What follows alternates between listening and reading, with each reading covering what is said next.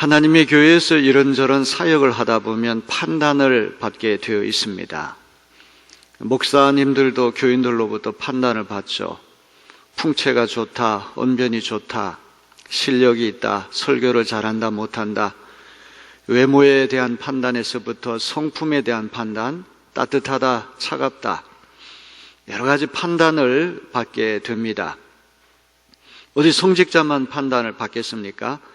장로님들도 교인들한테 판단을 받고, 권사님들도 교인들한테 판단을 받을 때가 있고, 속회를 이끌어가는 속회 인도자, 또 속장님들도 속도원들에게 이런저런 평가를 받을 때가 있지요.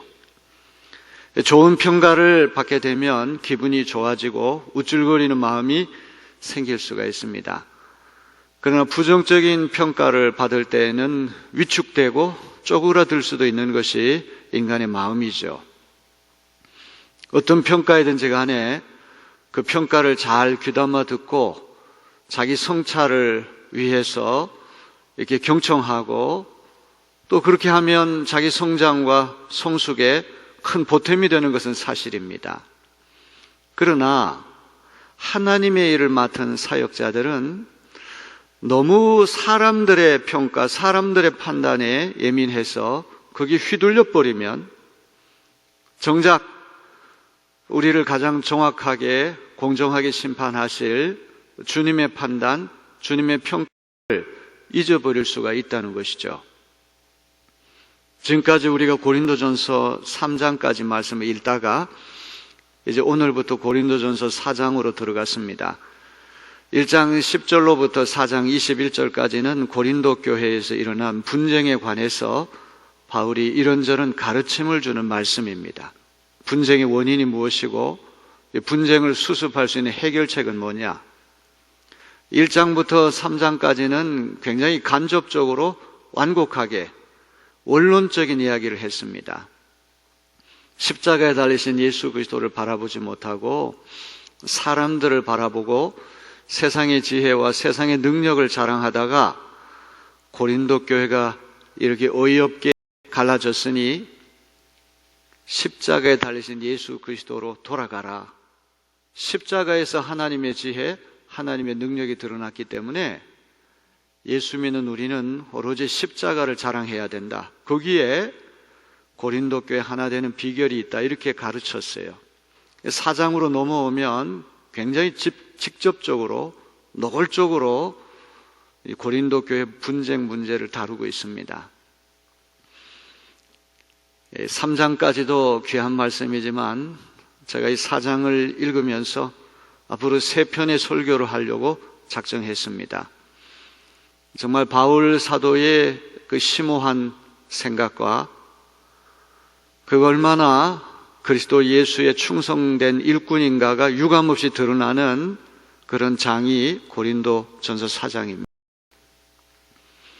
이제 오늘 1절로부터 5절 짧은 구절이지만 오고 가는 세대의 모든 하나님의 일을 맡은 사역자들이 명심해야 할 너무나 중요한 말씀이 여기 있음을 믿으시고 오늘 말씀을 잘 귀담아 경청하는 그런 시간이 되기를 바랍니다.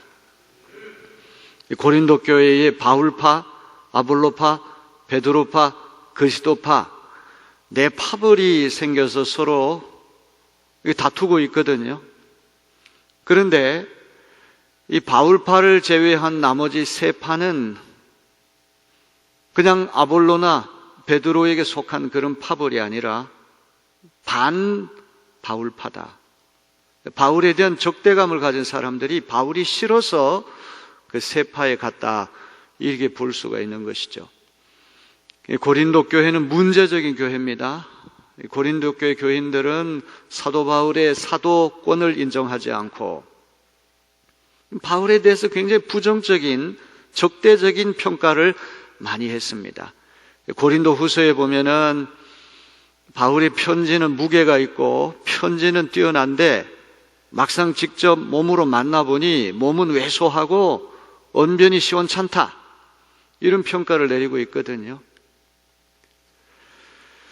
사역자들이 하나님의 일을 하면서 이런저런 판단, 신체에 대한 판단, 외모에 대한 판단, 성품에 대한 판단, 실력에 대한 판단, 수많은 판단을 받는데 좋은 판단을 받으면 우월감을 가지고 우쭐거리고 자기가 뭐나 된 것처럼 착각할 수가 있고, 시원찮은 판단을 받으면 이게 낙심이 돼가지고 하나님의 일을 그만두고 싶은 그런 마음도 생길 수가 있어요. 그런데 오늘 바울 사도께서 우리에게 가르쳐주시는 교훈은 무엇입니까? 하나님의 일을 맡은 사역자는 그리스도의 일꾼이다. 하나님의 비밀을 맡은 관리인이다. 그리스도께서 고용하신 일꾼이기 때문에 그 그리스도께서 인정하시는 걸 귀하게 여겨야지 사람의 일꾼이 아니란 말이죠. 사람이 이렇게 저렇게 평가하는 거는 다 겉모양만 보고 이해관계에 따라서 나한테 잘해주면 좋다 그러고 나한테 조금 못하면 싫다 그러고 겉으로 드러난 것만 가지고 판단하기 쉬운데, 우리를 세워주신 그리스도 하나님은 모든 숨어있는 감추어져 있는 것까지 다 훤히 알아보시고 마음속의 생각까지, 마음도 생각인데 마음 안에 있는 마음까지, 자 비밀스럽게 숨겨져 있는 마음의 동기까지 다 아시는 분이기 때문에 최종적으로 우리를 일꾼으로 세워주신 그분의 판단을 귀하게 여기고, 맡은 자에 구할 것은 충성이라, 그리스도의 일꾼으로서 우리가 한결같이 잊어서는 안 될 진리는 충성된 마음을 갖고 일하는 것이다. 이것이 오늘 고린도전서 4장 1절로부터 5절의 핵심입니다. 자, 우리가 이 말씀을 하나하나씩 오늘 잘 짚어볼 때 큰 은혜 받는 시간이 되기를 바랍니다. 자, 우리 고린도전서 4장 1절 2절 한번 다 같이 읽어보겠습니다. 사람이 마땅히 우리를 그리스도의 일꾼이요 하나님의 비밀을 맡은 자로 여길지어다. 그리고 맡은 자들에게 구할 것은 충성이니라. 고린도 교회에 파벌이 생긴 이유는 판단, 평가 때문에 생긴 것이거든요. 바울 목사님이 더 훌륭해? 아니야, 아볼로 목사님이 더 훌륭해? 무슨 얘기야? 베드로 목사님이 최고지. 외모에서부터 성품에서부터 설교하는 것까지, 가르치는 것까지 다양한 영역에 대해서 이런저런 인간의 평가가 설왕설래 하다 보니까 사람을 중심으로 해서 내 파벌이 갈라져서 서로 다투고 있는 형국이 되고 말았어요. 놀랍게도 이미 이 내 파벌이라고 하는 것이 앞으로 2000년 동안 교회에서 일어날 모든 교파 분열을 미리 예고해 주는 것 아닙니까? 나는 깔뱅파다, 나는 루터파다, 나는 웨슬리파다. 2000년 동안 수많은 교파 분열이 일어났는데 이 교파 분열이라고 하는 것이 다 사람을 중심으로 해서 평가하고 판단하다 보니까 이런 일이 일어난 거 아닙니까? 자, 이 판단 문제에 대한 이야기를 할 때 바울 사도는 사역자의 정체성, 사역자의 자세부터 먼저 짚고 있다는 것을 우리가 보게 됩니다. 자, 하나님의 일을 맡은 사역자는 첫째로 그리스도의 일꾼이다 그랬어요. 일꾼이라고 하는 말은 남에게 고용돼서 일을 맡은 사람이 일꾼이죠. 그 다음 두 번째는 하나님의 비밀을 맡은 자. 세번역 성경에는 하나님의 비밀을 맡은 관리인 이렇게 돼요. 세번역 성경이 또 정확하게 번역을 했어요. 하나님의 비밀을 맡은 관리인이라고 하는 말, 오이코노무스라는 말인데, 이 오이코노무스라고 하는 말, 여기서부터 에코노미라고 하는 경제라는 말이 여기서부터 나왔어요. 가정 총무를 이야기하는 것입니다. 가정일을 도맡아서 하는 가정의 매니저, 청지기를 오이코노무스라고 그러는 겁니다.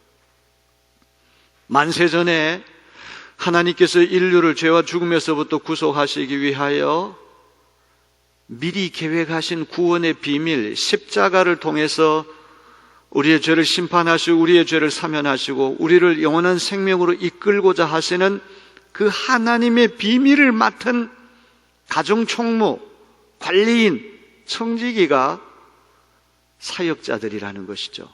이건 성직자나 평신도를 불문하고 하나님의 교회에서 직분을 맡은 모든 사역자들이 명심해야 될 것은 목사님도 그리스도의 일꾼이요, 장로님도 그리스도의 일꾼이요, 권사님도 그리스도의 일꾼이요, 속장님도 그리스도의 일꾼이에요. 우리는 사람의 비밀을 맡은 자가 아니라 하나님의 엄청난 구원의 비밀을 맡은 관리인이라고 하는 의식이 먼저 우리에게 분명히 있어야 할 줄로 믿습니다. 그렇기 때문에 이 그리스도의 일꾼, 하나님의 비밀을 맡은 관리인에게 요청되는 자세는 무엇입니까? 사람들이 잘한다 박수 쳐주는 것, 인기가 하늘을 치솟듯 하는 것, 성공하는 것, 사람들 많이 끌어모으는 것, 이것이 그리스도의 일꾼이 해야 할 자세가 아니라 일꾼으로 세워주신 그리스도께 충성하는 것이 그리스도의 일꾼이 한결같이 가져야 할 자세인 줄로 믿습니다. 잘못 생각해가지고 사람들이 참 잘한다, 훌륭하다, 좋다, 저렇게 했으니까 대단한 성공을 거둔 것 아니냐, 이렇게 박수 쳐줄 때 그게 우쭐거리면 안 되고, 우리를 일꾼으로 세워주신 그리스도 그분이 우리를 어떻게 평가하시는가, 여기에 우리는 더 관심이 많아야 된다는 것이죠. 제가 본래 고린도전서 4장 1절로부터 13절까지를 한꺼번에 설교하려고 하다가 이 5절까지 말씀이 너무 중요하고 6절로부터 13절 말씀 너무너무 놀라운 말씀이에요. 쓰레기같이 되었다, 만물의 찌꺼기처럼 되었다. 너희는, 고린도 교회는 아주 부요하고 왕이나 된 것처럼 그렇게 됐지만 이 복음 전하는 우리는 매맞고 헐벗고 굶주리고 집을 잃어버리고 수많은 고초를 겪으면서 완전히 쓰레기처럼 만물의 찌꺼기처럼 되었다. 영광의 신학이 아니라 십자가의 신학, 바울 사도께서 얼마나 십자가에 달리신 그리스도 그분의 뒤를 쫓아가려고 애를 쓰는가를 고스란히 보여주는, 오고 가는 세대에 그리스도의 일꾼, 그리스도의 제자들이 어떤 자세를 가져야 하는가를 이보다 더 아름답게 전해주는 말씀 없을 것입니다. 다음 주일에 여러분이 큰 기대와 사모하는 마음을 가지고 말씀을 기다리시기를 바랍니다. 이 코로나 시대에 이런 하나님의 진리, 정말 모든 교회, 모든 사역자들이 마땅히 가져야 할 성서적인 자세, 성서적인 정신이 무엇인가를 바울 사도께서 우리에게 들려주세요. 그리스도의 일꾼, 하나님의 비밀을 맡은 관리자, 그들에게 요청되는 것, 맡은 자의 구할 것은 충성이다. 어느 성경에 보니까 충성스러운 형용사로 되어 있는 이 충성스럽다는 것이 발견되어진다, 수동태로 되어 있어요. 수동태라고 하는 건 자기가 하는 일이 아니라 남이 하는 것이죠. 내가 충성스럽다고 생각하는 것이 아니라 하나님께서 충성스럽다고 인정해 주셔야 된다는 말이죠. 자, 그러면서 이제 바울 사도는 네 가지 평가, 네 가지 판단에 대해서 이야기를 해요. 자, 우리 3절, 4절 말씀 다 같이 읽어봅니다. 너희에게나 다른 사람에게나 판단받는 것이 내게는 매우 작은 일이라도 나도 나를 판단하지 아니하노니 내가 자책할 아무것도 깨닫지 못하나 이로 말미암아 의롭다함을 얻지 못하노라. 바울에 대한 판단은 첫째로 고린도 교인들이 판단합니다. 너희가 나를 판단하고 다른 사람, 세상 사람, 교회 바깥에 있는 세상 사람들이 또 바울에 대해서 평가를 해요. 제가 2004년도에 내리교회 와가지고 한 번도 이사를 가지 않고 바로 교회 옆에 있는 아파트에 지금 만 17년째 살고 있습니다. 그 아파트 지어진 지 곧바로 제가 입주를 했기 때문에 완고참입니다. 이제 제가 이사 온 이후에 다른 분들이 이제 속속 들어와서 제가 제일 오래 살게 되었는데, 아무래도 한 아파트에 이렇게 17년 세월 동안 살다 보니까 주변 분들을 다 알게 되죠. 엘리베이터 안에서 인사도 하고 또 이런저런 대화도 할 때가 있는데, 그분들도 내리교회 목사님에 대해서 이런저런 판단해요. 따뜻하다, 차갑다, 인사성이 밝다, 이런저런 판단 왜 안 하겠습니까? 바울에 대한 판단도 고린도 교회 안에 있는 교인들만 판단하는 것이 아니라 바깥에 있는 세상 사람들도 판단하고, 세 번째는 자기 양심이 또 자기를 판단할 때가 있어요. 자, 이 판단이라고 하는 말을 세번역성이 심판이라고 번역했는데 조금 설명이 필요할 겁니다. 헬라 말로 아나크리노라고 하는 말이에요. 한번 따라합시다. 아나크리노. 이 아나크리노라고 하는 말은 질문하다, 검증하다, 면밀히 조사한다, 판단하다, 평가한다, 여러 의미가 있어요. 심판한다 그러면 최후 심판이라고 하는 말도 있는 것처럼, 이거는 최종적으로 하나님이 우리를 평가하실 때 심판이라는 말을 써야 될 것이고, 교회 안에 있는 사람들이, 교회 바깥에 있는 사람들이 자기 양심이 자기를 판단한다 할 때는 평가라고 하는 말이 더 적절한 번역이 아닌가 싶습니다. 고린도 교회 교인들도 바울이 교회를 개척하고 18개월 동안 고린도에 머물면서 고린도 교회를 세우고 고린도 교인들에게 복음을 전파했기 때문에, 야, 바울 목사님은 외모가 시원찮아, 언변이 좋지 않아, 하지만 편지는 잘 써, 이런저런 평가를 왜 안 하겠습니까? 알렉산드리아, 이집트의 학문 도시고 최고의 경제 도시인, 최고의 그 도시인 알렉산드리아 출신의 유대인인 아볼로 목사님은 아주 언변이 뛰어나고 구약 성경을 풀어서 설교를 하는데 아주 정확하고 세밀하게 설교를 하는 거예요. 이른바 고린도 교회 안에 엘리트, 지식이 있다고 자부하는 사람들은 아볼로 목사님 매료당해 순식간에 아볼로 목사님이 최고야, 이런 평가를 하게 되는 것입니다. 또 이렇게 교회 바깥에 있는 세상 사람들도 이 사역자들에 대한 판단을 하고, 또 자기가 자기 자신에 대해서 판단할 때가 있어요. 증자라고 하는 공자님의 제자는 일일 삼성이라는 말을 했거든요. 하루에 3가지를 반성한다. 날마다 3가지 반성했다. 첫째로, 나는 다른 사람에게 최선을 다했는가? 둘째로, 친구를 사귈 때 신용을 잃어버리진 않았는가? 셋째로, 스승에게 배운 것을 내가 실천했는가? 날마다 3가지를 반성했다는 것이죠. 근데 바울은 자기가 자기 자신의 양심을 판단해 볼 때 거리끼는 거, 책망받을 짓을 하지 않았다, 양심에 책망받을 일을 하지 않았다, 이렇게 얘기를 해요. 자, 그런데 이 3가지 판단, 교회 사람들의 판단이든 세상 사람들의 판단이든 자기 양심이 자기를 판단하던 것이든 간에 바울 사도는 뭐라고 이야기를 합니까? 내게는 매우 작은 일이라 그랬어요.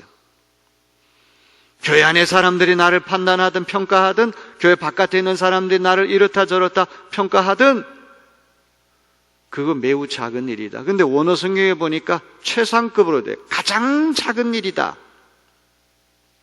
그 세번역 성경에는 나는 그거 별로 신경 쓰지 않는다. I don't care about that. 나 거기에 대해서 별로 개의치 않는다. 이렇게 의역을 해놓았어요. 또 자기 양심이 자기를 판단할 때 아무 책망받을 짓 안 했다, 떳떳하다. 그렇지만 이것 때문에 내가 의롭다함을 얻는 것은 아니다. 양심의 깨끗함 때문에 하나님이 우리를 의롭다고 인정하시는 게 아니에요. 우리를 의롭다고 인정하시는 건 내 양심이 의롭다고 하는 것이 아니라 십자가 달리신 예수 그리스도를 믿을 때 값없이 주시는 하나님의 은혜로 말미암아 의롭다 인정을 받는 것이지, 내 양심이 너 잘했어, 너 책망받을 것 없어 이런다고 의로워지는 것은 아니란 말이죠. 양심의 깨끗함이 칭의의 근거가 될 수 없다는 그런 이야기를 하는 것이죠. 양심 때문에 내가 의로워진다면 이건 또 하나의 공로주의, 업적주의에 빠지고 말 것입니다. 바울 사도께서 왜 이런 말씀을 할까요? 고린도 교회가 이렇게 갈라져서 다투는 것은 시기와 분쟁이 일어나가 서로 옳고 서로가 최고라고 이렇게 다투는 것은 전부 다 사람들에 대한 평가 때문에 휘둘리기 때문에 그런 것이 아닌가. 목사님들도 마찬가지 아닙니까? 어느 교회 가가지고 열심히 해가지고 교회가 조금 부흥이 되고 예산이 올라가고 건물을 짓고, 요즘은 또 무슨 인터넷 설교에 접속하는 숫자가 수만 명에 이른다 이러면 자기가 무슨 성공한 목사나 된 것처럼, 인기 있는 목사나 된 것처럼 우쭐거리는 마음을 가질 수가 있고, 그렇지 않고 열심히 하는데도 성과가 없고 업적이 없게 되면 이게 위축이 되고, 다른 사람이 이렇게 저렇게 얘기를 하면 금방 실족해서 한없이 쪼그라들 수 있는 것이 인간이 아닙니까? 또 자기가 자기 자신에 대해서 판단을 해요. 아유, 나는 실패했어. 자기 연민, 자기에 대해서 또 이렇게 쓸쓸한 마음을 가질 수 있는데, 이런 것들이 다 잘못된 거라는 것이죠. 하나님의 비밀을 맡은 관리인 그리스도의 일꾼은 그리스도의 종으로, 그리스도의 사환으로, 그리스도 집의 가정총무로 부름을 받았기 때문에 그 사람들의 판단 때문에 일희일비, 한번 웃었다가 한번 슬퍼하고 올라갔다 내려갔다 하면 주인 앞에 충성하지 못할 수 있으니까, 너희는 세 가지 판단보다는 네 번째 판단을 더 중하게 여기라. 그래야지 고린도 교회가 수 있다, 분쟁을 이길 수 있다, 이 이야기를 지금 하려고 하는 것입니다. 아멘. 목회자뿐만 아닙니다. 우리 모든 평신도 사역자들도, 여러분도 그리스도의 일꾼이에요. 속장님도 판단을 받고 평가받을 거 아닙니까? 어떤 속의 속장님은 이런데 우리 속의 속장님은 왜 이러냐? 한마디 한마디 다 얘기할 수 있는 것이죠.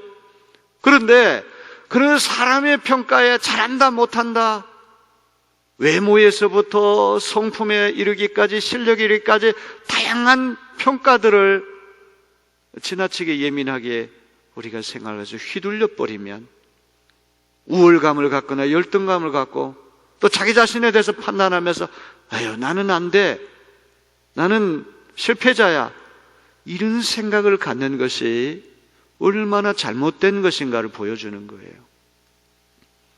다음 주에 살펴볼 말씀 보게 되면 이 바울은 완전 실패자입니다. 완전 루저예요. 이런 루저가 없어요. 만물의 찌꺼기처럼 되었다. 가는 곳마다 얻어맞고 집 없이 정처 없이 헤매고 굶주리고 헐벗고, 저주를 받아도 이렇게 저주받은 인생이 없어요. 그러나 바울은 이것이 십자가 달리신 예수 그리스도의 고난을 뒤따라가는 진정한 제자의 길이다, 이것을 우리에게 보여주는 거예요. 높은 자리에 올라가가지고 화려한 자리에 올라갔다고 해서 박수 쳐준다고 해서 그 사람이 진짜 사도고 진짜 그리스도의 제자는 아니라고 하는 것을 바울 사도는 우리에게 보여주는 것입니다. 아멘. 이거야말로 진리의 길이고 이거야말로 십자가의 길이 아니고 무엇이겠습니까? 고난만 받아가지고는 진짜 예수의 제자가 될 수 없다는 거예요. 왜냐하면 이 고난 자체는 영광을 가져올 수도 있고 명예로운 것이 될 수 있는데, 십자가 달리신 예수님 고난만 받은 것이 아니라 버림까지 받았다는 것, 배척까지 받았다는 것, 이게 진짜 십자가의 정신이라는 것입니다. 여러분, 우리가 십자가의 뒤를 따라가면서 이런저런 고생을 하면서 많은 힘든 어려운 일을 겪지만 그것만 가지고는 되지 않고 가정으로부터 버림을 받고 친구로부터 버림을 받고 세상 사람들로부터 버림받을 때 그때 야, 난 정말 십자가의 뒤를 따라가는구나. 그게 그때 확연히 드러난다고 바울 사도께서 말씀하시는 거예요. 자, 여러분 이제 5절 말씀 굉장히 중요한 말씀입니다. 고린도 교인들의 평가도 세상 사람들의 평가도 나 자신의 양심이 나에 대해 평가하는 것도 다 온전치 못하기 때문에 바울 사도는 4절 끄트머리에 뭐라고 말하나? 나를 심판하시는 분은 주님이십니다. 너무나 아름다운 말이에요. 따라합시다. 나를 심판하시는 분은 주님이십니다. 주님이라고 하는 말, 큐리오스라고 하는 말인데 당연히 예수님을 일컫는 말이지만 큐리오스라고 이 주님이라고 하는 말은 종을 거느린 주인을 큐리오스라고 말해요.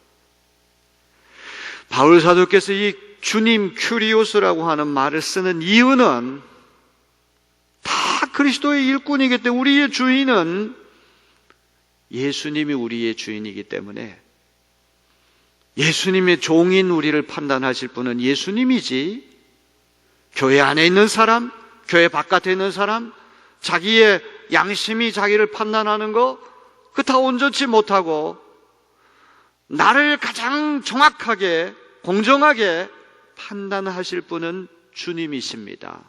큐리오스, 그리스도, 나의 이 일을 맡기신 주인 되시는 그리스도만이 나를 온전히 판단할 수 있다는 그런 말이죠. 여러분 로마서 14장 4절 제가 로마서 강해 설교할 때 이미 설교했던 그런 말씀인데 세 번역으로 한번 다 같이 볼까요? 우리가 누구이기에 남의 종을 비판합니까? 그가 서 있든지 넘어지든지 그것은 그 주인이 상관할 일입니다. 주님께서 그를 서 있게 할 수 있으시니 그는 서 있게 될 것입니다. 주님의 일꾼, 주님의 종이라고 한다면 최종적으로 주님만이 온전히 판단하실 수 있는 것이지 왜 남의 주인 밑에 있는 종을 자기 주인도 아니면서 섰다, 넘어졌다 함부로 속단하는 것은 이건 무리한 일이라는 것이죠. 바울을 비롯한 그리스도 일꾼들에 대한 세 가지 판단 중요합니다. 경청할 필요가 있습니다. 사람들의 판단, 사람들의 평가도 잘 귀담아 듣고 그것을 양식으로 삼으면 성장할 것입니다. 성숙할 것입니다. 문제는 사람들의 판단에 지나가지고 막 높여주면은 뭐나 된 것처럼 착각하고 깎아내리면 야 나는 완전히 실패자가 됐구나 위축되고 이것이 잘못이라는 것이죠. 칭찬하든 비난하든 그거는 그냥 참고만 하고 궁극적으로 우리를 온전히 심판하실 분은 주님 한 분이십니다. 이런 믿음을 가지고 그 주인께 충성하는 마음으로 우리가 나아가야 한다는 것이죠. 세 가지 판단이 귀한 일이지만 이것이 내게는 매우 작은 일이다. 어느 성경에는 가장 그랬어요. 그래서 나는 여기에 개의치 않겠다. 이런 태도를 보입니다. 그런 사람들의 판단에 대해서 예민해서 그 사람들의 판단에 휘둘리면 사람의 일꾼이고 사람의 종이지 그리스도의 일꾼이고 그리스도의 종은 될 수 없을 것입니다. 자, 오늘 이 판단 평가에 관한 마지막 결론 5절이 참 귀한 말씀. 우리 5절 다 같이 한 마음 한 목소리 읽어볼까요? 그러므로 때가 이르기 전 곧 주께서 오시기까지 아무것도 판단하지 말라. 그가 어둠에 감추인 것들을 드러내고 마음의 뜻을 나타내시리니 그때에 각 사람에게 하나님으로부터 칭찬이 있으리라. 때가 이르기 전, 때라고 하는 말은 최후 심판, 종말의 날, 주님의 날이 이르기 전, 또 한 가지 표현은 주님이 오시기까지 우리를 일꾼으로 세워주신 그리스도 그분이 재림하실 때까지 아무것도 판단하지 말라 이렇게 되어 있어요. 자, 여기서 판단이라고 하는 말을 우리 참 이게 성경 번역하는 분들이 굉장히 조심해야 돼요. 여기에서 이 판단이라고 하는 말은 크리네테라고 하는 말을 쓰고 있어요. 아까 그 판단하고는 다른 말을 쓰는 이 크리네테라고 하는 말은 아나크리노 그 말과는 뜻이 달라. 이거는 재판장이 최종 판결을 내리는 걸 얘기하는 거예요. 사형, 무기징역, 징역 10년, 이게 판결을 내리는 거예요. 이게. 때가 이르기 전 우리를 일꾼으로 고용하신 주님 그리스도께서 재림하시기도 전에 그분 앞에 서야지만 최종 판결이 이루어지는데 사람들이 성급하게 판결을 내릴 때가 있단 말이죠. 너는 실패자야. 너는 성공했어. 조금 인기가 올라그런다 그래서 막 박수치면서 참 대단한 성공을 거두었어. 목회에 큰 성공을 거두었어. 사람 볼 때 한없이 실패한 것처럼 보이고 정말 완전히 밑바닥까지 추락한 것처럼 보여도 우리는 함부로 속단하면 안 된단 말이죠. 왜? 그 사람 기준으로 보는 것이지 겉으로 드러난 것만 가지고 보는 것이지 감추어진 것까지 볼 수는 없다는 말이죠. 자, 그래서 오늘 이런 말씀을 하지 않습니까? 때가 이르기 전 곧 주님께서 재림하시기 전까지 아무것도 판단하지 말라. 재판장 돼서 판결을 내리려고 하지 말라. 두 가지 얘기를 해요. 주님께서 어둠에 감춘 것들을 드러낸다, 이 말을 해요. 사람의 판단이라는 것은 바깥으로 한 것만 가지고 판단해요.